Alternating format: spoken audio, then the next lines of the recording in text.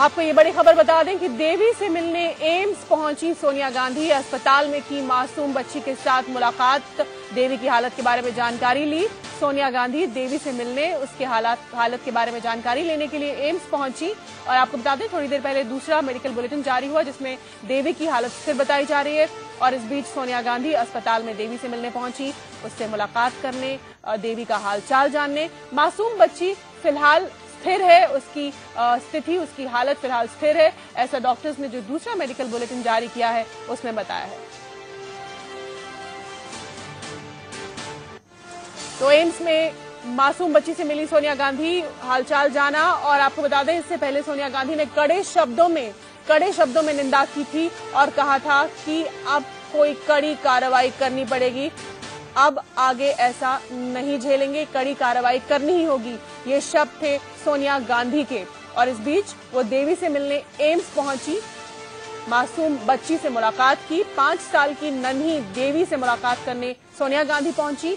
Doctors ने दूसरा medical bulletin इस बीच जारी किया है और बताया है कि देवी की हालत स्थिर है।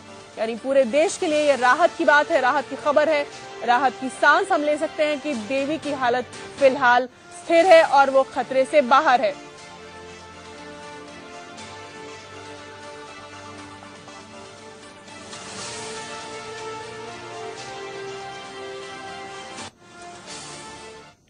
तो दिल्ली में 5 साल की देवी से दरिंदगी हुई। फिलहाल जरूर वो खतरे से बाहर है, लेकिन देश खौल रहा है, देश का खून खौल रहा है, महिलाओं का खून खौल उठा है।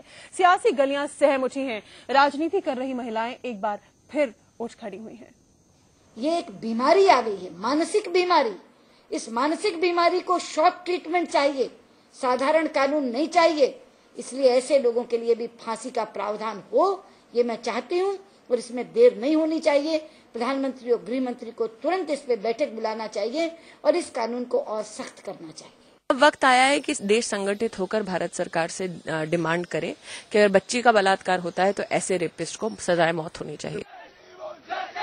5 साल की बेटी ने एक बार फिर देश को जगा दिया है, दिल्ली को फिर से सोचने के लिए मजबूर कर दिया है। अपनी तरफ से हम लोग शिंदे साहब को, होम मिनिस्टर को चिट्ठी लिख रहे हैं और चिट्ठी में ये जरूर कहेंगे कि पुलिस को सेंसिटाइज करने की बेहद ज्यादा जरूरत है और ऐसे केसेस को पुलिस बहुत अच्छे से टेकअप करे, उसकी भी बहुत ज्यादा। महिला आयोग ने दिल्ली पुलिस पर सवाल खड़े किए तो समाज उनसे भी सवाल पूछ रहा है।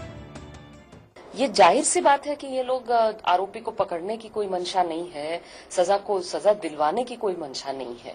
और इसमें मैं तो जानना चाहती हूँ कि कल गिरफ्तारी क्यों नहीं हुई इन पुलिस वालों की, ये तो होम मिनिस्टर को जवाब देना चाहिए। एक बार फिर दिल्ली पुलिस और सरकार पर सवाल उठ रहे हैं।